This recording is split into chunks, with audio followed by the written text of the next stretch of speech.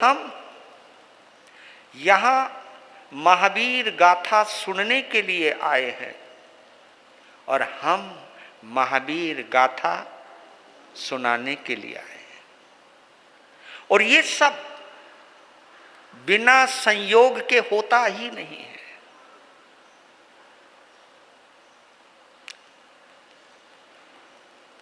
जब मैं दीक्षित हुआ था मैंने सोचा भी नहीं था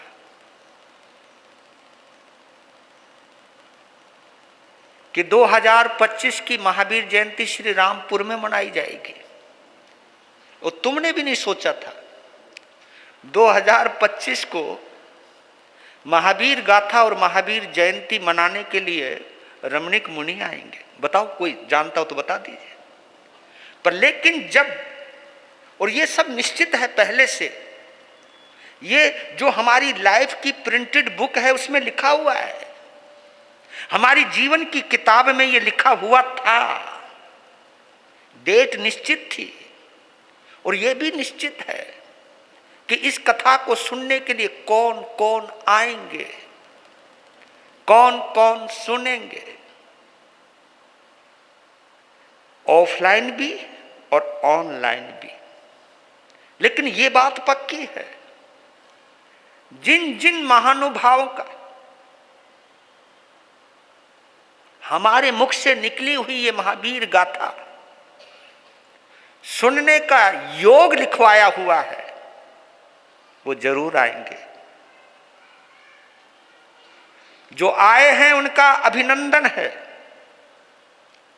जो नहीं आए उनके लिए मन में नहीं सोचना कि वो क्यों नहीं आए, वो हमें ही सोचना चाहिए कि उनके साथ हमारी महावीर गाथा का कोई योग नहीं था। और ये भी देखिए, जो आज आएंगे जरूरी नहीं कल वो आए, हो सकता है। और जो आज नहीं आए हो सकता है कल और आए। जिस दिन, जिस घड़ी, जिन पलों में जिन लोगों का योग लिखा है आएंगे जरूर। अब लुधियाना से भी आए, पंजाब से, उनको तो आना था। उनको पता ये नहीं था कि महावीर गाथा होगी। महावीर गाथा में यहाँ के महिला मंडल के साथ ये मंगल कलश लेकर के चलने का मौका मिलेगा। ये ऐसी ऐसी घटनाएं घटित होती हैं जिन घटनाओं को अनुभव करने के बाद एक आश्चर्य भी होता है। लेकिन इसमें आश्चर्य की बात नहीं, ये योग है, ये संयोग है। लीजिए महावीर गाथा में प्रवेश करें, क्योंकि एक प्यारा सा गीत है, प्रार्थना है प्रभु महावीर को समर्पित है। गीत थोड़ा सा पंजाबी टच है, पर लेकिन इतना भी टच नहीं है कि तुम्हें टच ना करे। समझ रहे हो ना? ये टच आपके हार्ट को टच करेगा।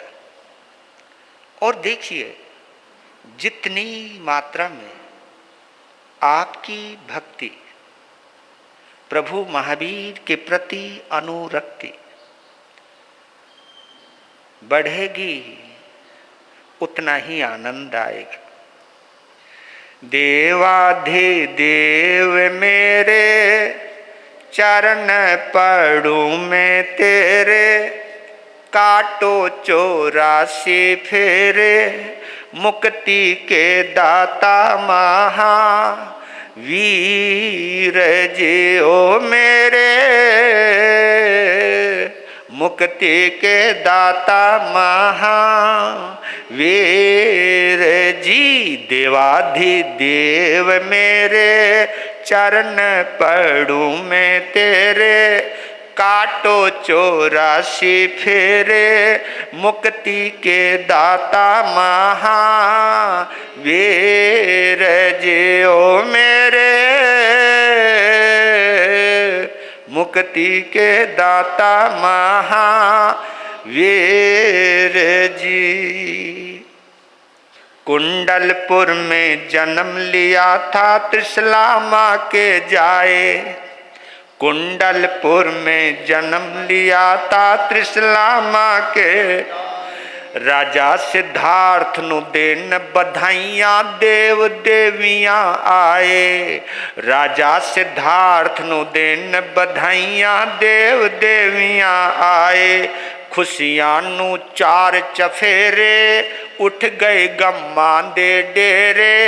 की गुण गावा तेरे मुक्ति के दाता महा वीर जियो मेरे मुक्ति के दाता महावीर जी। देवाधिदेव मेरे चरण पढ़ूं मैं तेरे। काटो 84 फेरे मुक्ति के दाता महावीर जियो मेरे मुक्ति के दाता महावीर जी। और भी प्रभु, सत्य अहिंसा का दुनिया को तूने पाठ पढ़ाया। सत्य अहिंसा का दुनिया को तूने पाठ पढ़ाया। स्यादवाद का झंडा ऊंचा दुनिया विच लहराया। स्यादवाद का झंडा ऊंचा दुनिया विच लहराया। कीते उपकार बथेरे तारे पापी जह मेरे। की गुण गावा तेरे मुक्ति के दाता महावीर जियो मेरे मुक्ति के दाता महावीर जी। देवाधिदेव मेरे चरण पढ़ूं मैं तेरे। काटो 84 फेरे मुक्ति के दाता महावीर जियो मेरे मुक्ति के दाता महावीर जी। मंत्र दे नवकार प्रभु ने चंड कोसिया तारा। मंत्र दे नवकार प्रभु ने चंड कोसिया तारा। चंदन बाला अबला का भी तूने कष्ट निवारा। चंदन बाला अबला का भी तूने कष्ट निवारा। बियल बलिहारी तेरे कर लो सेवक नु नेड़े। की गुण गावा तेरे मुक्ति के दाता महावीर जियो मेरे मुक्ति के दाता महावीर जी। देवाधिदेव मेरे चरण पढ़ूं मैं तेरे। काटो 84 फेरे मुक्ति के दाता महावीर जियो मेरे मुक्ति के दाता महावीर जी। बोलिए शासनपति भगवान महावीर स्वामी की।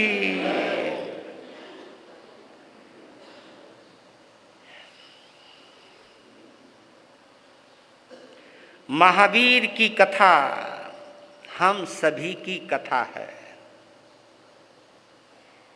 महावीर की व्यथा हम सभी की व्यथा है।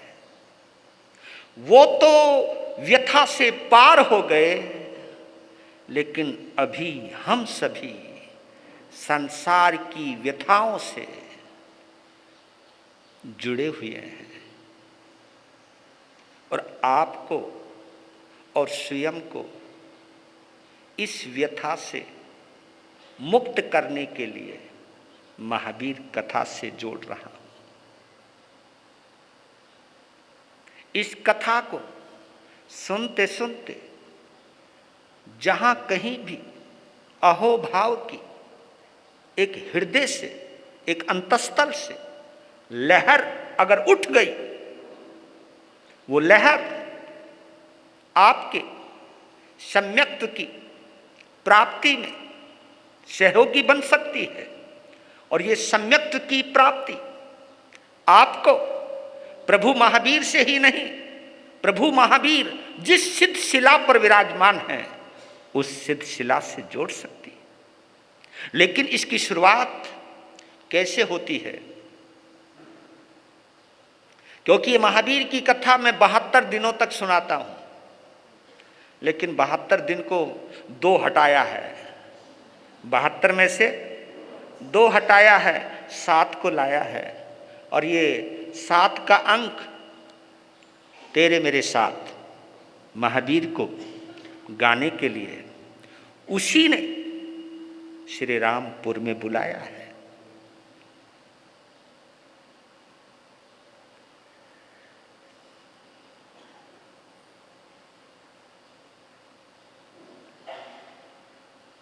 सबसे पहले तो मैं श्री रामपुर की इस पावन मिट्टी के साथ जो हमारा योग है, संयोग है, उसकी हृदय से अनुमोदना कर रहा हूं।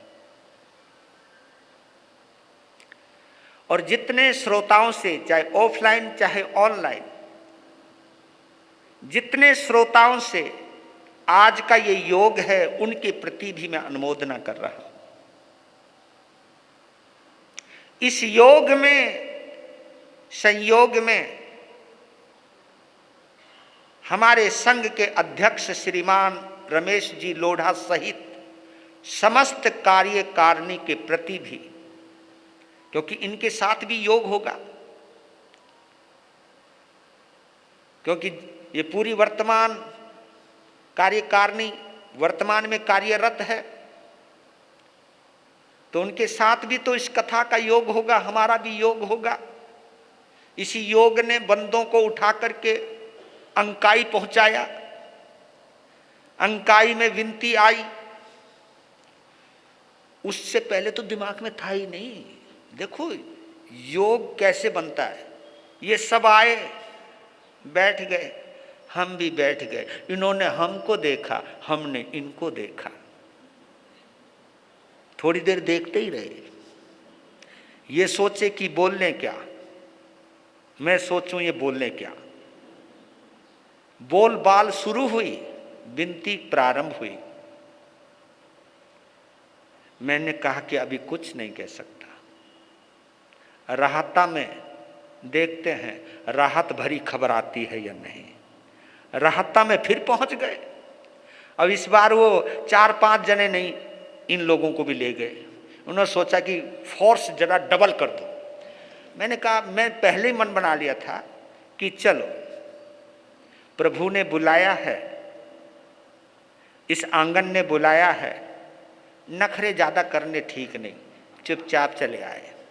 लो जी, कल आ गए आराम से और आज बैठ गए और शुरू करें। तो इस समस्त पदाधिकारियों के साथ जो मेरा योग लिखा होगा, उस योग के प्रति भी हृदय से मैं अनुमोदना करता हूं।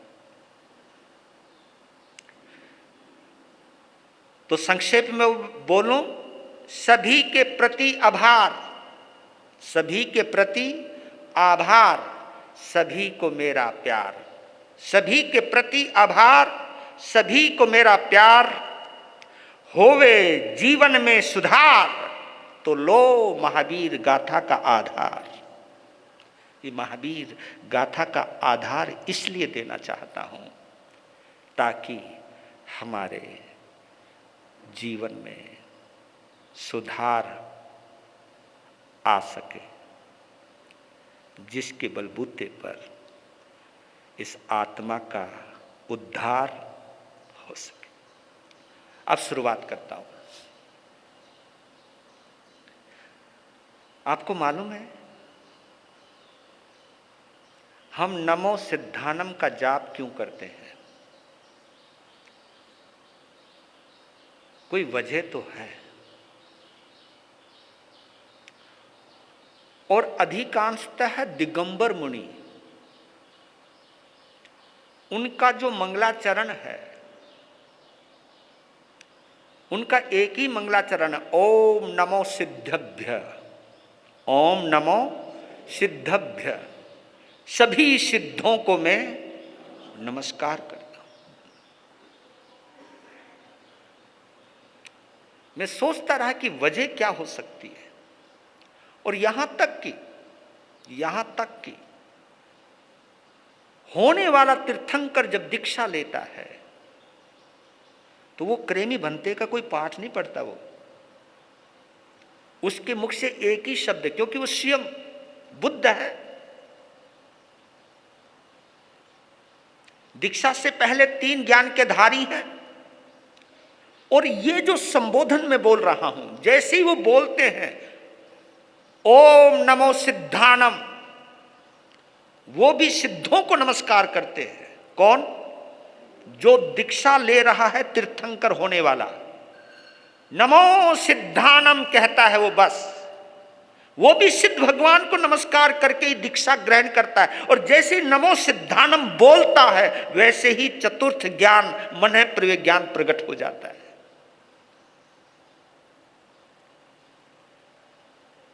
तो हमने कभी सोचा कि नमो सिद्धानम बोलने का रहस्य क्या है, जबकि पहले तो नमो अरिहंतानम भी है,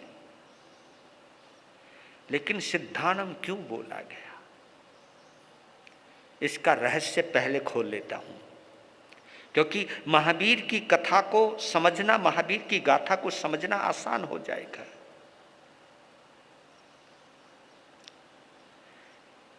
सिद्ध भगवान का हम सब के ऊपर बहुत बड़ा उपकार है, बहुत बड़ा उपकार है। ये हम जो लोग बैठे हैं ना यहां पर, ये सिद्ध भगवान की कृपा से है। हमारी तुम्हारी तरह प्रभु महावीर की आत्मा, आत्मा तो रही होगी ना, तभी तो बनी परमात्मा।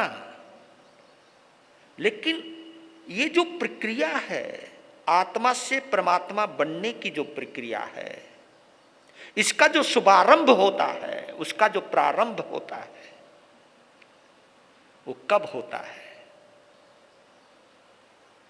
कि हमारी तुम्हारी तरह प्रभु महावीर की आत्मा भी अव्यवहार राशि में पड़ी हुई थी।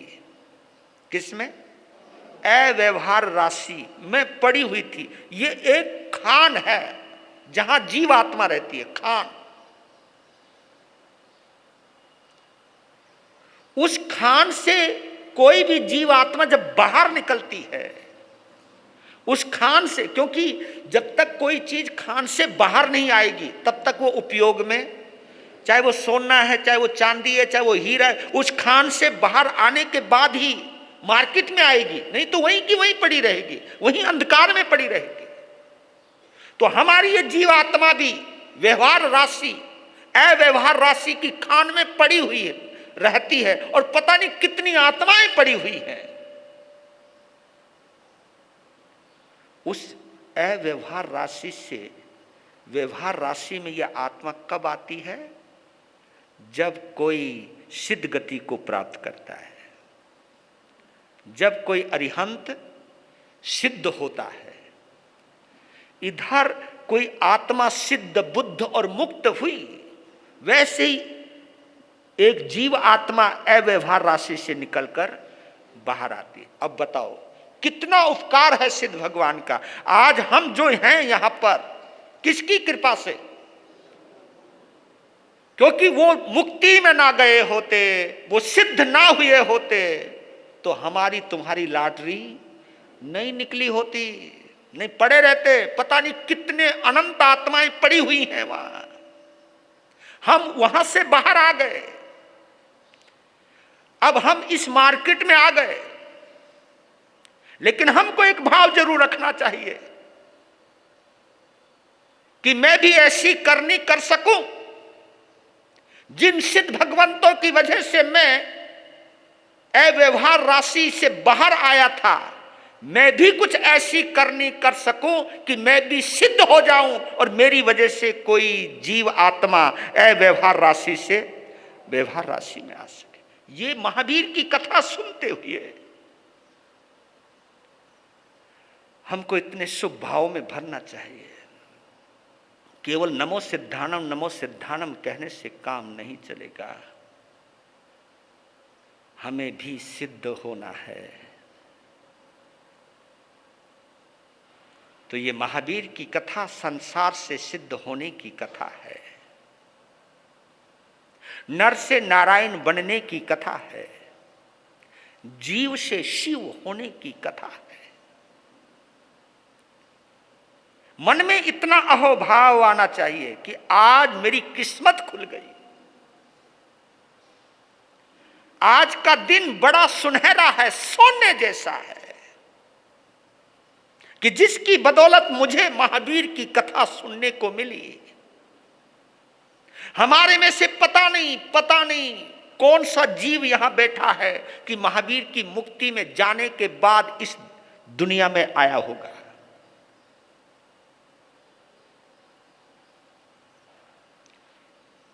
और ये प्रक्रिया लगातार चल रही है। क्यों? ठीक है, भरत क्षेत्र से इस वक्त कोई मुक्ति में नहीं जा सकता, लेकिन मुक्ति का दरवाजा बंद कोई पड़ा है। महाविद्य क्षेत्र से तो मुक्ति में आज भी अनेक आत्माएं मुक्ति में जा रही हैं। उन मुक्ति में जाने वालों की वजह से पता नहीं कितनों की लॉटरी निकली होगी, कितने उस अंधियारी कोठरी से बाहर आए होंगे, कितने निष्क्रिय होते हुए सक्रिय हुए होंगे। तो इसलिए एक बार हृदय से बोलो, ओम नमो सिद्धानम, ओम नमो सिद्धानम, ओम नमो सिद्धानम। सिद्ध भगवान को मैं नमस्कार करता हूं, बस यही मैं अर्पित कर सकता हूं। तुम्हें देने के लिए कुछ भी नहीं मेरे पास, सिवाय भावों के पुष्पों के, सिवाय हृदय की तरंगों के। यही तरंग है, यही उमंग है, हे प्रभु, जो तेरे संग है। और तेरा संग बना रहे, तेरा सत्संग बना रहे, यही एक प्यास है, इसी की अरदास है, और मुझे कुछ नहीं चाहिए। सच कहता हूं, अगर यहां कोई चमत्कार हो रहा होता ना, तो ये जो थोड़ी बहुत कुर्सियां खाली पड़ी हैं, ये खाली नहीं रहती। हाँ? पर लेकिन जिन जिन लोगों ने खाली कुर्सियों को भरा है,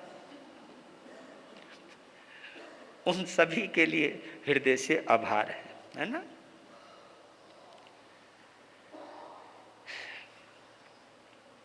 तो कोई सिद्ध हुआ होगा, तब महावीर होने वाली आत्मा का अव्यवहार राशि से व्यवहार राशि में आगमन हुआ होता, और भगवान महावीर की आत्मा उस व्यवहार राशि में पता नहीं कितने कालों तक पड़ी रही होगी, पर लेकिन शुरुआत तो हो गई। और ये देखिए एक प्रक्रिया है, और इस प्रक्रिया से जैसे महावीर की आत्मा गुजरी है, ऐसे हमारी भी आत्मा गुजरी है। इसलिए तो कह रहा हूं कि महावीर की कथा और हमारी कथा एक जैसी ही है, बस इतना फर्क है, वो मुक्ति में चले गए, अभी हम भटक रहे हैं। लेकिन प्रभु महावीर ने हम जैसी भटकती आत्माओं के लिए एक संदेश दे दिया है कि जिस दिन तुम सबकी शुद्ध सामायिक हो जाएगी 48 मिनट की, एक ही सामायिक, जिस दिन, जिस पल, जिस घड़ी शुद्ध सामायिक हो जाएगी 48 मिनट की, उस दिन तुम भी अरिहंत हो जाओगे। इसलिए जैन शासन में सामायिक का बहुत बड़ा महत्व है। ये सामायिक कोई पाखंड नहीं है, ये सामायिक कोई आलतू फालतू की कोई क्रिया नहीं है। इस सामायिक में सिद्ध गति का वास है। लेकिन ये सिद्ध गति तब मिलती है जब सामायिक द्रव्य की परिधि को लांघते हुए, क्षेत्र की परिधि को लांघते हुए, काल की परिधि को लांघते हुए जब भाव सामायिक के अंदर प्रवेश होता है।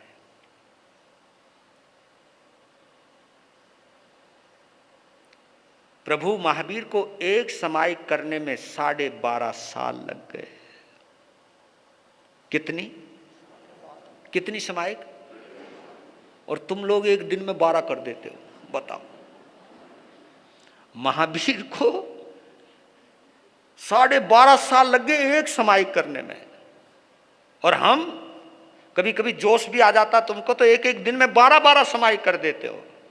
क्वांटिटी में आप उनसे आगे निकल गए, लेकिन क्वालिटी तो मेंटेन करनी पड़ेगी।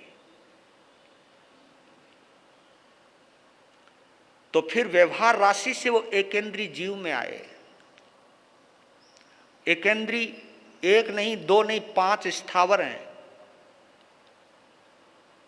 सब जितने 5 स्थावर हैं उसमें कितनी इंद्रियां? 1 इंद्रिय है ना। पृथ्वी काया, अप काया, तेव काया, बाहु काया और वनस्पति काया। मतलब यात्रा कर रही है। प्रभु महावीर की आत्मा ने ऐसे ही यात्रा की है, ऐसे हमने भी की है। वहां पर भी अनंत काल तक पड़े रहे, क्योंकि पृथ्वी काय की कई रूप हैं। 7 लाख पृथ्वी काया, मतलब आप उसकी वैरायटी समझते हो। काइंड्स ऑफ पृथ्वी काया, 7 लाख पृथ्वी काया, 7 लाख अप काया, 7 लाख तेव काया, 7 लाख बाहु काया, 10 लाख प्रत्येक वनस्पति काया, 14 लाख साधारण वनस्पति काया। मतलब कितनी दौर से गुजरी होगी प्रभु महावीर की आत्मा। हमारी भी इसी तरह से गुजरी है। इसलिए बोल रहा हूं कि महावीर की कथा को अपनी कथा समझ करके सुनना, कि महावीर भी उसी प्रक्रिया से गुजरे हैं। हम भी उसी प्रक्रिया से गुजरे हैं।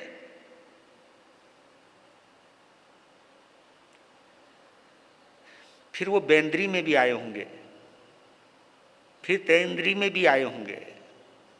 बेंद्री समझ जिनके 2 इंद्रियां हैं। और शुरुआत कहां से होती है? इंद्री की शुरुआत कहां से होती है? स्पर्श इंद्री से। हाँ,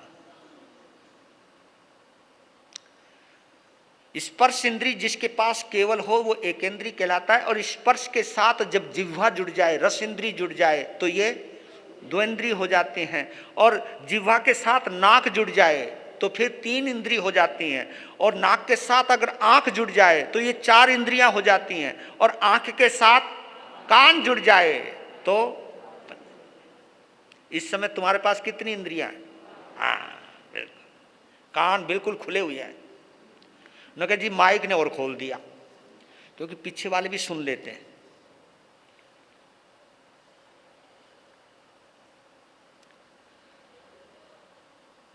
तो ये यात्रा चलते चलते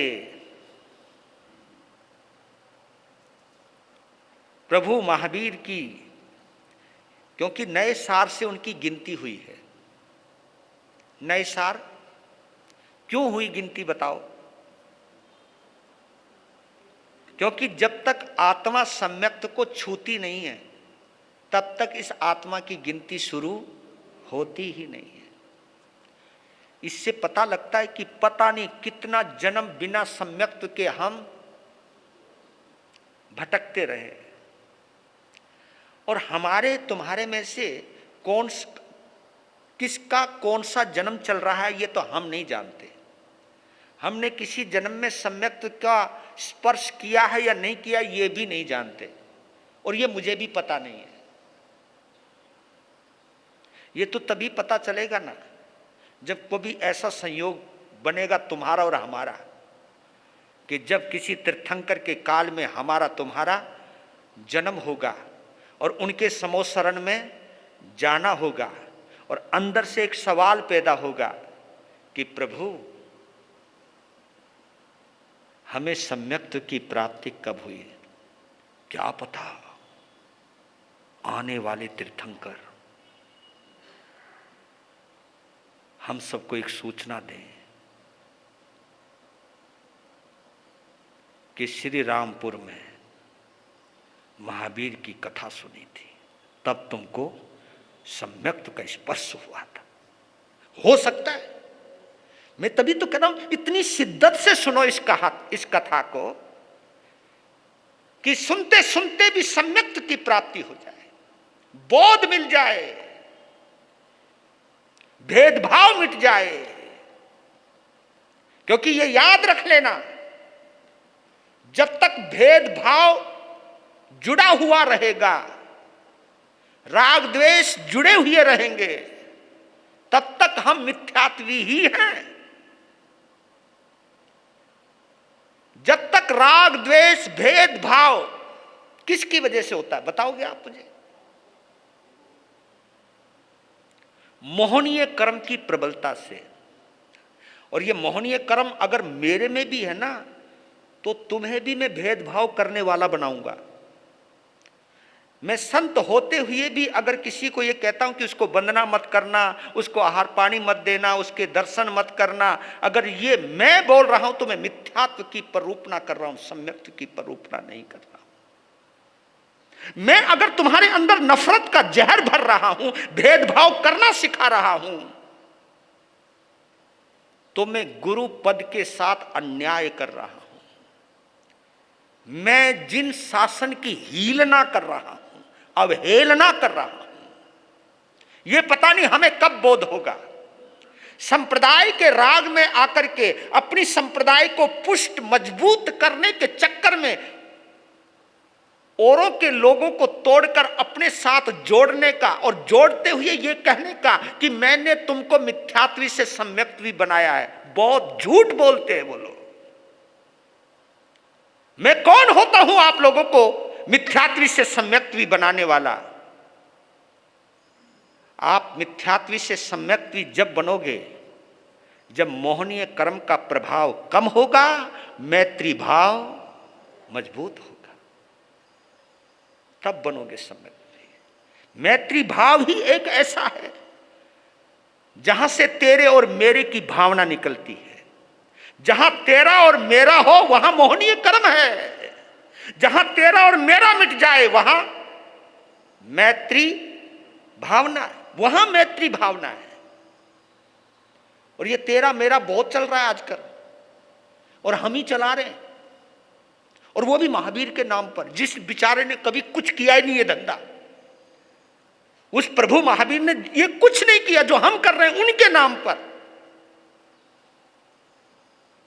हम तो महावीर के मुनीम थे, मालिक बन गए। नहीं समझे? समझ तो गए होंगे। हम महावीर के मुनीम हैं, लेकिन क्या करें, मालिक बेचारा मुक्ति में चला गया। उन्होंने कहा अब हम मालिक हैं, अब हम अपनी अपनी समाचारी बनाएंगे। हाँ, हम इस जिन शासन को अपने अनुसार चलाएंगे, महावीर के अनुसार नहीं, अपने अनुसार चलाएंगे। आगमों का आधार लेंगे, आगमों की बात करेंगे, आगमों के अंदर भी अपनी मान्यता को डालेंगे, आगमों की बात के अंदर भी अपनी धारणाओं को पिरोएंगे। कितना बड़ा कपट कर रहे हैं हम लोग, कितना बड़ा मायाचार रच रहे हैं हम। आपको मालूम है, 3 शब्द दे रहा हूं, फिर आगे की कथा चलाता हूं। 3 शब्द। एक शब्द है सहयोगी, एक शब्द है उपयोगी, एक शब्द है योगी।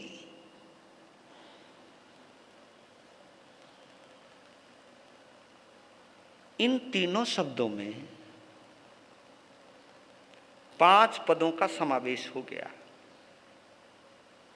नोकार मंत्र, जिसको हम पंच परमेष्ठी कहते हैं, इन तीनों शब्दों में सहयोगी में कौन कौन आता मालूम है?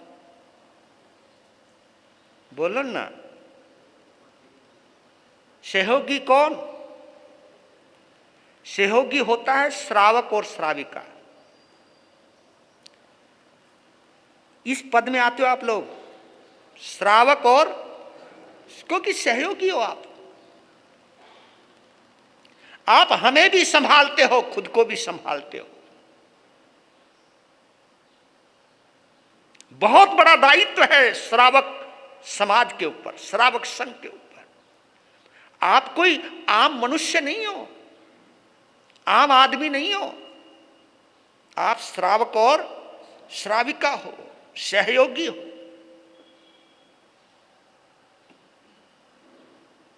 अब बताओ, श्रावक और श्राविका अपने पद के साथ न्याय कर रहे हैं आजकल? बोलते तो आप हो नमो लोए सव्य साहुनम, लेकिन मन में संप्रदाय भरा पड़ा है, तो नमो लोए सव्य साहुनम तो रहा ही नहीं। श्रावक की बड़ी उत्कृष्ट भूमिका होती है। हाँ, श्राविकाओं की बहुत उत्कृष्ट भूमिका रहती है। और सुनिए, श्रावक आप सुनने से बनते हो। श्रावक जो सुनने से जाग जाए, और संत जीवन की शुरुआत संत से नहीं होती, श्रावक से होती है।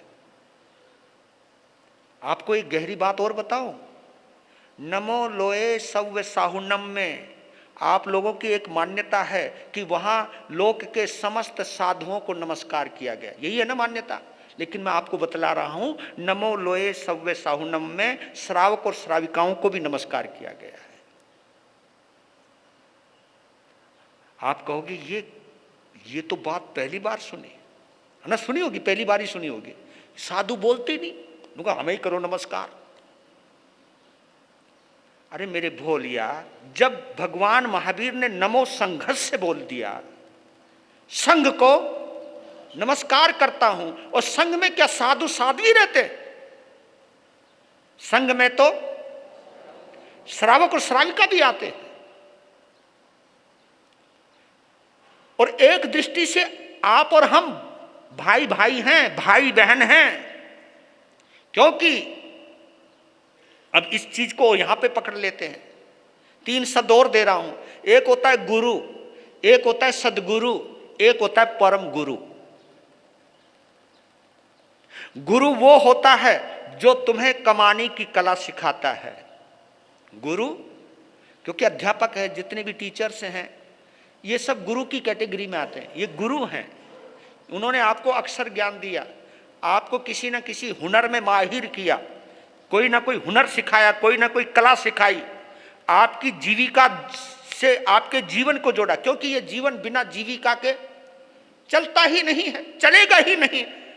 आजीविका चाहिए अगर जीवन को आगे गति देनी है। जो कमाने की कला सिखाए वो गुरु होता है, जो जीने की कला सिखाए वो सदगुरु होता है।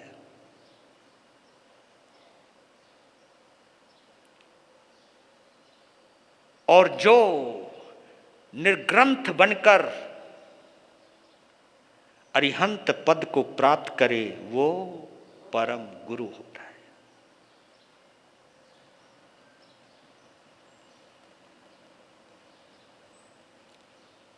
जो संप्रदाय से जोड़े वो गुरु होता है। इसको इस ढंग से भी ले लो आप, जो संप्रदाय से जोड़े, जो अपने आप से जोड़े वो गुरु होता है। और जो आत्मा परमात्मा से जोड़े वो सदगुरु होता है।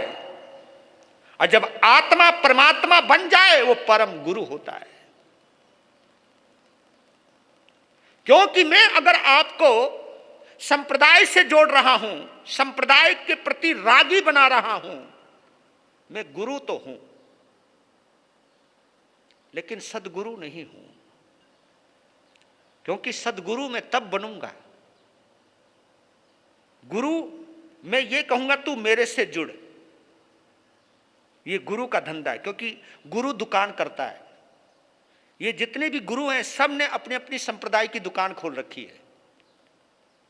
मारो माल बिकनो चाहिए, मारो माल बिकनो चाहिए, उसका ग्राहक टूट के मेरे ग्राहक होना चाहिए, है ना। जैसे दो ही शब्द आते हैं ना, एक ग्राहक होता है, एक श्रावक होता है। अब श्रावक तो रही नहीं, बोलो बोलो जल्दी बोलो, क्या हो गया? अरे जल्दी बोलो ना, श्रावक नहीं रहे। और हमारी कोई रुचि भी नहीं है तुमको श्रावक बनाने की। हमारी रुचि तुमको ग्राहक, ग्राहक का मतलब तू मुझे ग्रहण कर और मैं तुझे ग्रहण करता हूं, तू मुझे ग्रहण कर और मैं तुझे ग्रहण करता हूं, बस। अब तू किसी और के साथ जानन नहीं। हाँ, तू मेरा मैं तेरा, बाकी सब बखेड़ा। बखेड़ा ही तो बतावे, और बड़ी बड़ी मुश्किल हो जाती है। तुम लोगों को कितना झूठ बोलना पड़ता है। अगर बाई चांस आते आते किसी साधु साध्वी के दर्शन और प्रवचन सुन के आ गए और अपने गुरु के पास पहुंच गए और तुमने भोलेपन में बोल दिया, भोलेपन में, हाँ, कि जी मैं उनका प्रवचन सुन के आया हूं, हाँ, मंगल पाठ नहीं देने के तुम्हें। अगर तुमने कह दिया कि मंगल पाठ, वो छोटे मारे से सुन लो, नमो मौन है, वो पाठ चालू, ये काम हम कर रहे हैं, तब पता लगता है। क्योंकि मैं इस चीज से भी बोल देता हूं आपको, क्योंकि आपकी मेंटेलिटी से जोड़ देता हूं। अगर आप दुकानदार हैं और तुम्हारा सगा भाई भी दुकानदार है, सगा भाई की बात कर रहा हूं, ये तो औरों की तो बात ही छोड़ो, वही माल तुम बेचते हो, वही माल तुम्हारा भाई भी बेचता है, तुम्हारा सगा भाई भी तुम्हारी पार्टी को तोड़ ले। अब बोलो जरा जल्दी बोलो भाई, क्या हो? कुछ कुछ कुछ तो होगा, अंदर कुछ तो होता है, दिमाग खराब हो जाता है ना। जबकि ये भी नहीं सोचते चलो मेरा भाई कमारा क्या है, ये भी नहीं सोचते हो। ये सब ऊपर की बातें होती हैं, क्योंकि जिसको ये लगाव है कि ये बंदा मेरा है, मेरा ही माल खरीदना चाहिए, मेरे से ही जुड़ा रहना चाहिए, तो सेम फीलिंग यही तो संतों में भी आती है। ये मेरा भगत था, उस फला संत ने मेरा भगत तोड़ लिया। जितनी तुम्हें बेचैनी होती है उतनी हमें भी बेचैनी होती है। हाय ग्राहक, मतलब श्रावक टूटा तो ऐसा टूटा जैसे जान पे बनाई। अरे कोई बात नहीं, जितने दिन तेरे साथ योग था वो तेरा रहा, अब उसके बाद उसका योग उससे हो गया, उसके हो गया, कोई बात नहीं, गया तो सही जगह पर है। लेकिन ये सोच तो तब आए ना जब मैं ये सोचूं कि क्या फर्क पड़ता है ये बंदा मेरी नाव पर बैठा या दूसरे की नाव पर बैठा तो नाव पर ही है, ले जाएगा तो पार ही। लेकिन हम लोगों ने तुमको ये भर दिया, नहीं नहीं नहीं नहीं नहीं नहीं नहीं, मेरी नाव ही तुम्हें पार करने में सक्षम है, दूसरे की नाव में तो छेद है। ये फीलिंग अगर आती है हमारे अंदर, तो यही हमारी साधुता की पवित्रता को भंग करती है, और यही अपवित्रता तुमको भी अपवित्र करती है। मेरी गंदगी ही तुम्हें भी गंदा बना देती है, मेरी गंदगी तुम्हें भी बंदगी के लायक नहीं रखती। और ये संप्रदाय का जहर जितना बढ़ेगा हमारा सम्यक्त उतना ही कमजोर हो जाएगा। इसलिए कहता हूं मैं आप लोगों को कि कट्टरवादी मत बनना, क्योंकि कट्टरवादी में और आतंकवादी में कोई फर्क नहीं, कोई फर्क नहीं है। और इसकी शुरुआत मालूम है कहां से होती है? एकांतवादी ही बनता है कट्टरवादी, और कट्टरवादी ही बनता है, अब तुम बोलो, आतंकवादी। जबकि महावीर से जुड़ा हुआ व्यक्ति बनेगा अनेकांतवादी, क्योंकि भगवान महावीर ने क्या बनाया हमको? अनेकांतवादी। यह मैत्री भाव से आता है, मोहनीय कर्म से बनता है एकांतवादी, और मैत्री भाव से बनता है अनेकांतवादी। वही बनेगा स्यादवादवादी, और वही समायिक करने का अधिकारी होता है। वो ऐसी सोच वाला पहले श्रावक श्राविका बनता है, और जब भाव और प्रगाढ़ होते हैं तो वही साधु और साध्वी बनता है, फिर वही संत बनता है, फिर वही अरिहंत बनता है। तो गुरु जो कमाने लायक बनाए, सदगुरु जो हमें जीने के लायक बनाए, जीवन जीना सिखाए, जीवनदायी बनाए।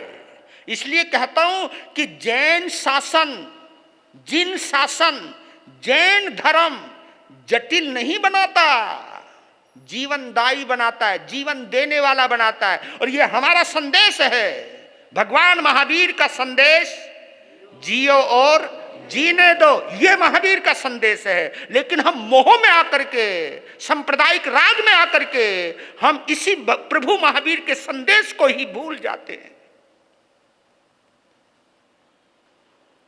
इस कथा को सुनते सुनते मुझे एक रोमांच होता है कि मेरा जन्म जैन कुल में नहीं हुआ। मैं तुम लोगों को मैं अपने से बड़ा मानता हूं, चाहे आप श्रावक और श्राविका है तो भी मैं तुम्हें अपने से बड़ा मानता हूं। किस आधार पे मानता हूं? इस आधार पे मानता हूं कि तुमको जन्म से ही नौकार मंत्र कानों में डाला है, कानों से संपर्क हुआ है पंच परमेष्ठी का, मेरा नहीं हुआ।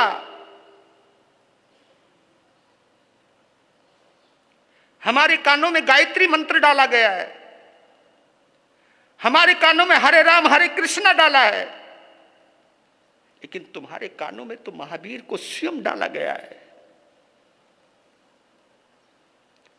उसके बावजूद भी, क्योंकि जरूरी नहीं है, बाल जन्म घुट्टी है ना, तुमने भी पी है, वो जो मुंह में डालते, तुमको तो पंच परमेष्ठी परमात्मा की बाल जीवन घूटी पिलाई गई है।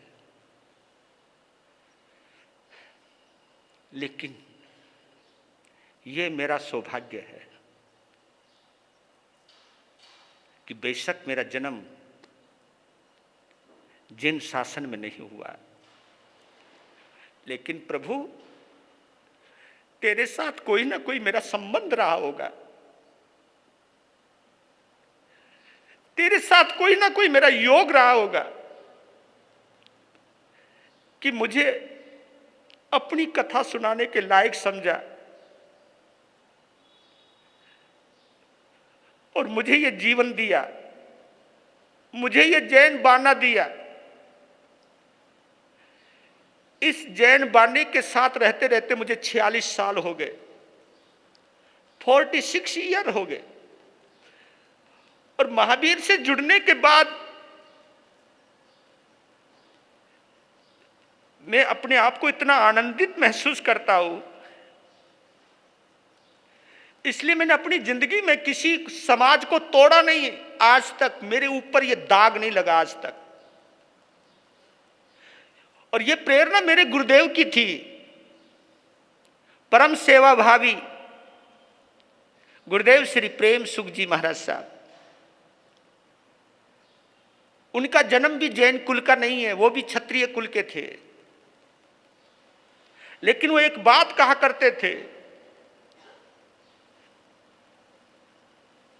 कि तुम बहुत ऊंची क्रिया पालो नहीं पालो चलेगा, लेकिन कभी किसी समाज के टुकड़े मत करना, बस। और ये बात किस आधार पे कहते थे? हमारी पंजाब परंपरा के एक आचार्य हुए हैं, आचार्य श्री सोहन लाल जी महाराज, जिनका स्वर्गवास अमृतसर के अंदर हुआ, वहां स्थानापति थे। अद्भुत अद्भुत थे।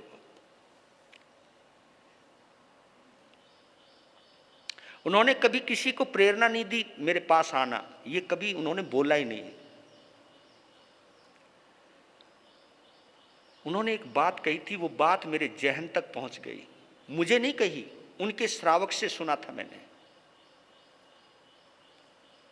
उस दिन के बाद मैंने गांठ बांध ली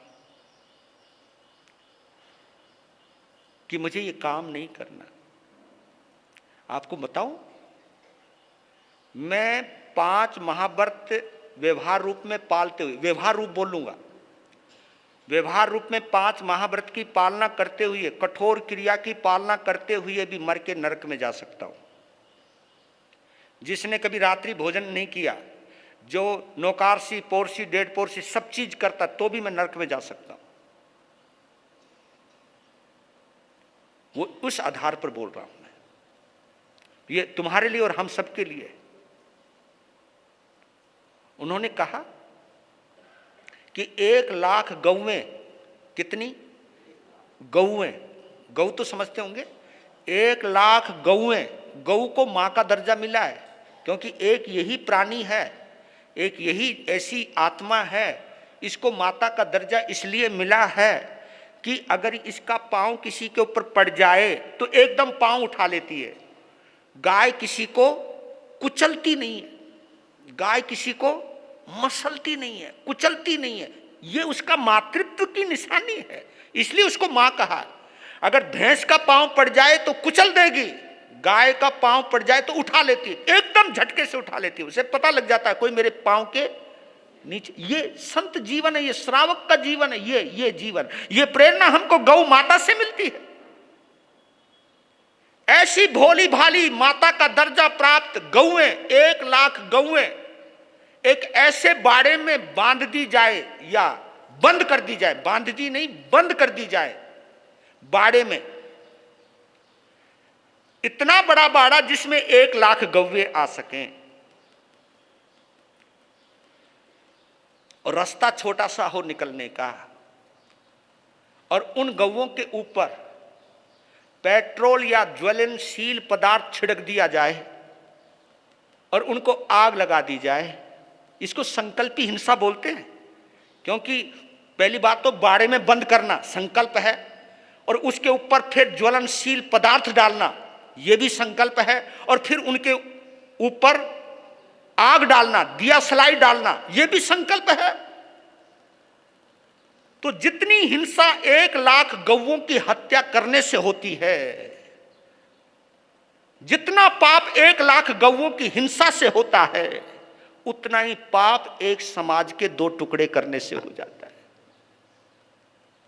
अगर मैंने ये काम किया हो तो क्या मैं स्वर्ग में जा सकता हूं? मैं कभी नहीं जा पाऊंगा। इसलिए कहता हूं कि हमें सोचना है, यही हमारा सम्यक्त्व है। तो उसके बाद मैं पहुंचता हूं प्रभु महावीर के उस आत्मा, अभी महावीर नहीं बनी है वो आत्मा, इसलिए सहयोगी बनिए, और सहयोगी के साथ अगर भाव और उत्तम उठ जाएं तो क्या बनिए? उपयोगी बनिए। उपयोगी किसको कहते हैं? बताओ ना, उपयोगी। बिल्कुल चुपचाप सुन रहे, महाराज तुम ही बोलो। ये इतना दिमाग लगाने के लिए कोई, और कई तो ये भी सोच रहे हो इतना दिमाग होता तो यहाँ आते हैं। कभी कभी तो एक बहन ने हमको बोला, पति के आगे बोला कि गुरु महाराज अगर मैं इतनी पढ़ी लिखी होती तो इसके पल्ले आती क्या? वो तेरा भला हो। तो कभी कभी तुम लोग भी कह देते हो अगर हम पढ़े लिखे होते तो क्या तुम्हारे पास आते? उपयोगी, जैसे अध्यक्ष होता है, एक उपाध्यक्ष होता है ना? उपयोगी, उपयोगी साधु और साध्वी को कहते हैं उपयोगी, क्योंकि हमारा जो अध्यक्ष है वो योगी है। जितने भी तीर्थंकर हैं वो सब योगी हैं, क्योंकि अरिहंत जो होते हैं वो सहयोगी केवली होते हैं, वो 13वां गुणस्थान है, और जो सिद्ध हो जाते हैं वो अयोगी केवली गुणस्थान, उनको सिद्ध कहते हैं। तो उपयोगी यानी योगी का छोटा, ये दर्जा हमको मिला है कि संत वो है जो अरिहंत तो नहीं बना लेकिन अरिहंत बनने की राह पर चल रहा है, अरिहंत की अनुपस्थिति में। क्योंकि जब अध्यक्ष चला जाता है तो जिम्मेवारी किस पे आ जाती है? बोल तो दो, उपाध्यक्ष पे आती है ना। तो अब अरिहंत तो नहीं है अब संत ही तो हैं, तो संत पर बड़ी जिम्मेवारी है उस अरिहंत के शासन को जिंदा रखने की। उस अरिहंत, इस संत की बड़ी जिम्मेवारी है जिन शासन की रक्षा करने की, और जिन शासन की रक्षा मैं तभी कर सकता हूं जब मेरे अंदर मैत्री भाव होगा, मोहनीय कर्म का प्रभाव होगा, तो मैं कभी भी जिन शासन की सेवा नहीं कर पाऊंगा, ये मुझे सोच लेना है। तो हुआ। अब देखिए, प्रभु महावीर की आत्मा यात्रा करती करती, मालूम है उनकी शुरुआत कहां से हुई? महाविदेह क्षेत्र से हुई।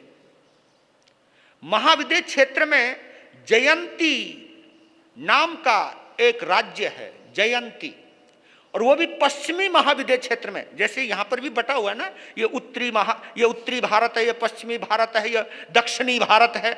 ऐसे पश्चिमी महाविदेह क्षेत्र में जयंती नाम की नगरी, और वहां के राजा का नाम है शत्रुमर्दन। शत्रुमर्दन नाम का राजा का राज्य है। और उसी राज्य के अंदर जयंती नाम नगरी, जहां पर राजा है शत्रुमर्दन, और उसी राज्य की सीमा में एक छोटा सा ग्राम है, क्षिति प्रतिष्ठित ग्राम। उस ग्राम में एक व्यक्ति रहता है जिसका नाम है नयसार, और जो गांव का मुखिया है, गांव का मुखिया है। और उस ग्राम के मुखिया का नाम नयसार है, जो बड़ा ही भद्र प्रकृति का है, सज्जन प्रकृति का है, नेक नियत है जिसकी।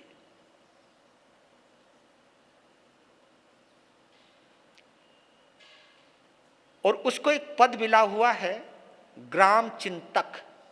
किसका? ग्राम चिंतक। ग्राम चिंतक शब्द क्यों मिला? कि उसे पूरे गांव की चिंता रहती है। ये पद बहुत है। आजकल ग्राम चिंतक कम, अहम चिंतक ज्यादा है। समझ रहे हो ना? अहम चिंतक सब अपनी सोचते हैं, अपना काम बनता, बाहर में जाए जनता ना। यही सोच नेता बनाती है। अपना काम बनता, अरे बोल तो दो, बाहर में जाए जनता। ये अहम चिंतक की धारणा होती है। लेकिन जो ग्राम चिंतक होता है वो अपने से पहले ग्राम की सोचता है, सामने वाले की सोचता है। यही सोच आपको भी श्रावक बनाती है, यही सोच हमको साधु साध्वी बनाती है। हम अपनी सोचते नहीं, जो अपनी सोचे वो गृहस्थी होता है, जो सामने वाले की सोचे वो श्रावक श्राविका, साधु और साध्वी होता है। संप्रदाय की सोचने वाला भी गृहस्थी होता है। हाँ, ये कड़वा सत्य बोल रहा हूं मैं, अपने को भी सुना रहा हूं। जो केवल अपनी संप्रदाय की सोचता है, उसमें और एक आम गृहस्थी में कोई अंतर नहीं है, एक इंच मात्र भी अंतर नहीं है। जो आत्मा की सोचता है, जो धर्म की सोचता है, ये सोच आपको श्रावक श्राविका बनाती है, यही सोच हमको साधु साध्वी बनाती है, और यही सोच हमको धर्म संघ, चतुर्विध संघ का हिस्सा बनाती है, भाव तीर्थ का हिस्सा बनाती है। और इसी भाव तीर्थ का निर्माण करने वाले को हम तीर्थंकर कहते हैं। इसी तीर्थ की स्थापना करने वाले, यानी भगवान महावीर के तीर्थ का हिस्सा होने के बाद हमारे अंदर महावीर की कुछ भी निशानियां अगर नहीं आती हैं तो जीवन अधूरा है। ये हमें सोचना है, ये आपको भी सोचना है। कभी कभी मैं अपने श्रावकों को कहता हूं कि आप ही इतने उदार बन जाओ कि जो साधु साध्वी जहर भरता है वो तुम्हारी उदारता से प्रभावित होकर के अमृत बांटने का काम करने लग जाए। आप भी समझा सकते हो, क्योंकि आप हमारे माता पिता हो। आप बहाव में बहने वाले श्रावक श्राविका नहीं, बहाव में बहने वाले श्रावक श्राविका नहीं। जो संसार के प्रवाह में बह रहा है साधु साध्वी, संप्रदाय के प्रवाह में बह रहा है साधु साध्वी, उसको रोकने का काम भी तुम्हारा है। ना रुके वो जाने, लेकिन तुम तो रुक जाओ, तुम तो संभल जाओ। क्या पता तुम्हें संभला हुआ देखकर हम भी संभलना सीख जाएं। नए सार,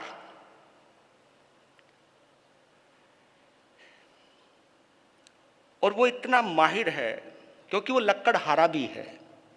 जिसको लक्कड़हारा उसको कहते हैं जिसको आज की भाषा में कारपेंटर बोलते हैं, बढ़ई बोलते हैं, हमारी पंजाबी में उसको तरखान भी बोलते हैं, उर्दू में तरखान बोलते हैं। और देखिए कितनी गजब की बात है।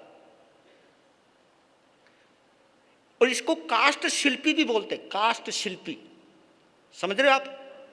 यानी जो बेढंगी लकड़ी है उसको भी इतनी सुंदर नक्काशी से भर दे, इतना सौंदर्य भर दे कि देखने वाला सोचने लगे ओ, उस हुनर का कायल हो जाए। यही तो काम तीर्थंकरों का है, यही तो काम हम साधु साध्वियों का है। मूर्तिकार का यही तो काम है, पत्थर को प्रतिमा बना दे, ये काम है। यानी आम जनता जिस पत्थर को देखे वो सोचे तो कुछ नहीं है, बेकार है, लेकिन उस पत्थर पर नजर किसी मूर्तिकार की पड़ जाए तो वो समझ जाता है इस पत्थर के अंदर कितना सौंदर्य छुपा हुआ है।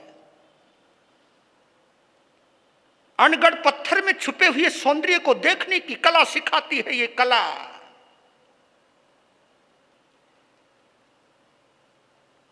तो प्रभु महावीर तो ये कला सिखाते ही आए हैं, इसलिए उन्होंने किसी का बुरा नहीं सोचा। आप सोच रहे कहां हो तुम?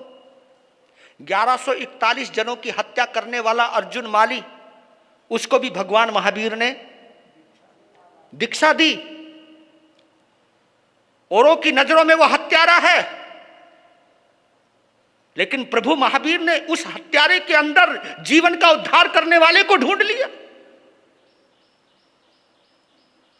और भीषण विरोध होने के बावजूद भी भगवान महावीर ने उनको, अगर आप खुद ही सोचो, अगर आज भगवान महावीर होते और अर्जुन माली को दीक्षा दी होती तो तुम शांत बैठ जाते?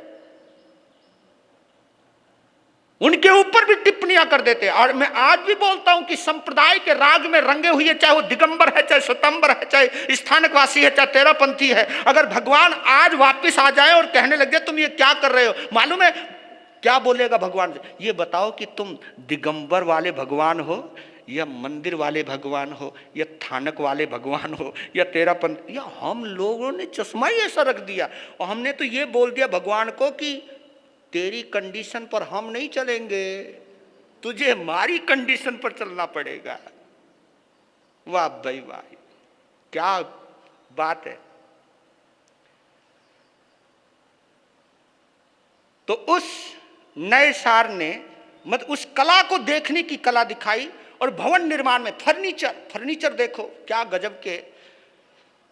तो कुछ भवन निर्माण की लकड़ियों को लेने के लिए कुछ दल बल के साथ, अपने कर्मचारियों के साथ नए सार गया है जंगल में। और जंगल भी उसका खरीदा हुआ, उसका है, खुद का जंगल है, जहां उसने कई कई भिन्न भिन्न प्रकार की लकड़ियों के वृक्ष लगा रखे।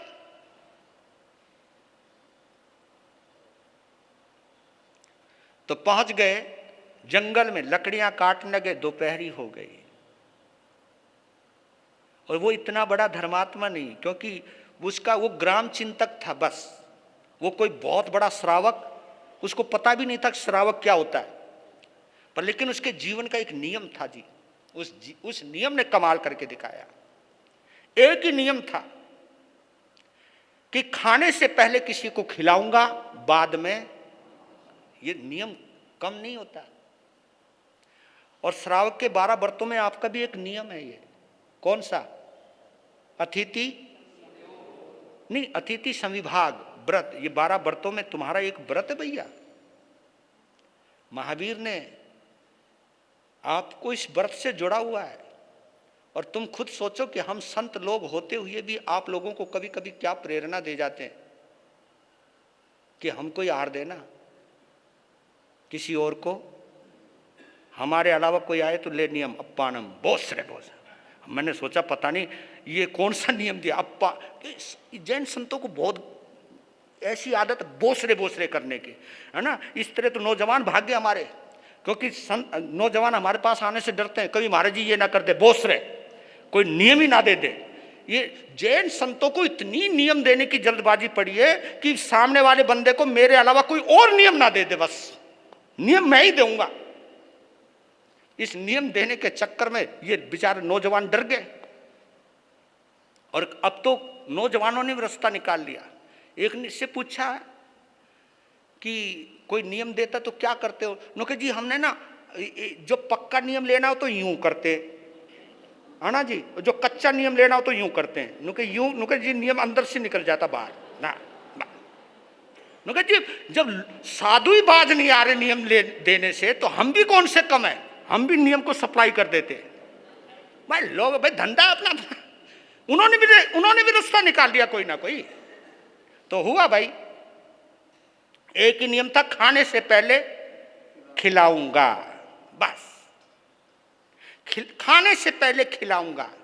ये सनातन मान्यता, त्यक्तेन भुंजी था, ये एक नियम है सनातन परंपरा में भी, वैदिक परंपरा में, त्यक्तेन भुंजी था, पहले दो फिर खाओ, पहले खिलाओ फिर खाओ। यही उसी परंपरा से। और आपको मालूम है सिख धर्म के अंदर,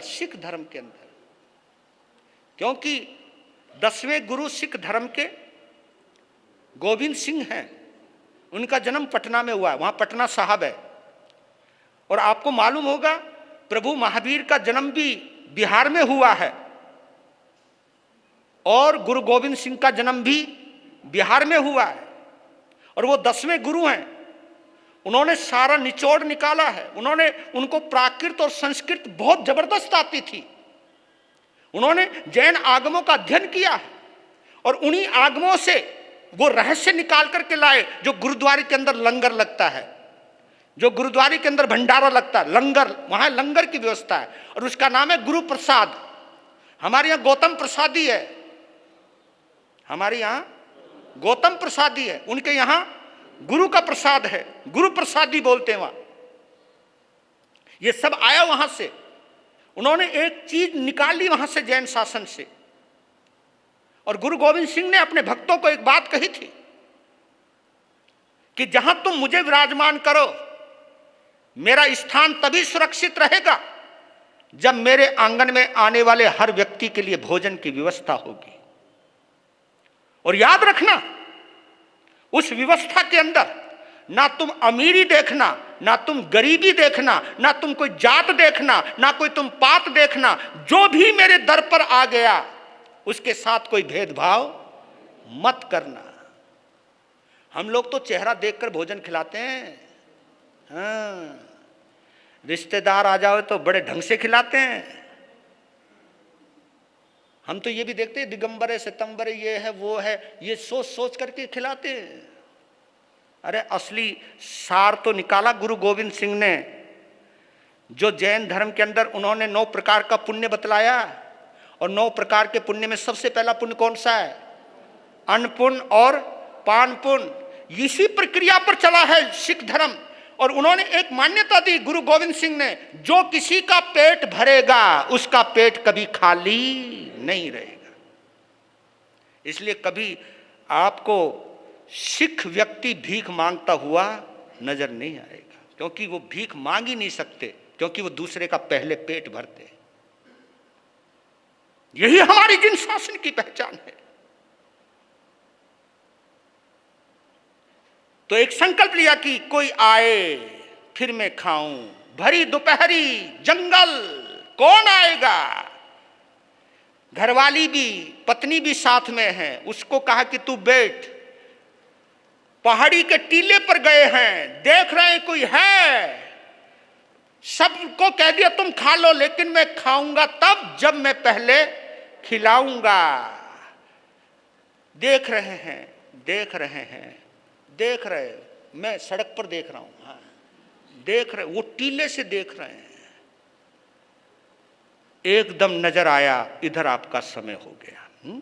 वीर नाम के हीरे मोती, गुरु नाम के हीरे मोती, मैं बिखरा हूँ गली गले, ले लो रे कोई राम का प्यारा, शोर मचाऊं गली गली, ले लो रे कोई गुरु का प्यारा, शोर मचाऊं। दौलत के दीवानों सुन लो, एक दिन ऐसा आएगा, धन दौलत और महल खजाना यहीं पड़ा रह जाए। ओ धन दौलत और महल खजाना यहीं पड़ा रह जाएगा। सुंदर काया मिट्टी बनेगी, सुंदर काया मिट्टी बनेगी, चर्चा होगी गली गली, ले लो रे कोई राम का प्यारा, शोर मचाऊं गली गली, ले लो रे कोई गुरु का प्यारा, शोर मचाऊं। जिसने ये सब मोती लूटे, वो तो माला माल हुए। दौलत के जो बने पुजारी, आखिर वो कंगाल हुए। हो दौलत के जो बने पुजारी, आखिर वो कंगाल हुए। सोना चांदी वालों सुन लो, लोहे कपड़े वालों सुन लो, अरे श्री रामपुर वालों सुन लो, अरे प्रॉपर्टी वालों सुन लो, बात सुनाओ खरे खरे, ले लो रे कोई राम का प्यारा, शोर मचाऊं गली गली, ले लो रे कोई गुरु का प्यारा, शोर मचाऊं गली गली। हो वीर नाम के हीरे मोती, गुरु नाम के हीरे मोती, मैं बिखराऊं गली गली, ले लो रे कोई राम का प्यारा, शोर मचाऊं गली गली, ले लो रे कोई गुरु का प्यारा, शोर मचाऊं गली गली। हो शोर मचाऊं गली गली, शोर मचाऊं गली गली, शोर मचाऊं गली गली।